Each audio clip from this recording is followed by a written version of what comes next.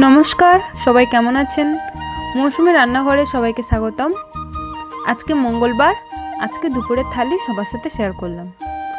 প্রথমে একটা থালায় কিছুটা পরিমাণে ভাত নিলাম, তারপর চিংড়ি মাছের মাথা বাটা, তারপর কয়েকটা পটল ভাজা, তারপর পনির আলু ভাজা আর খরচাটা ভাজা, তারপর একটা বাটিতে করে কচু শাকের ডাঁটা আর চিংড়ি আর ছলা দিয়ে একটা চচ্চড়ি, আর একটা বাটিতে বেগুন আলু আর মাছের ঝোল, তারপর কয়েকটা শসার স্লাইস নিলাম আর পেঁয়াজ আর লঙ্কা নিলাম, তারপর একটা গ্লাসে করে 1 গ্লাস জল নিলাম, নিয়ে আজকে দুপুরের থালিটা কমপ্লিট করলাম।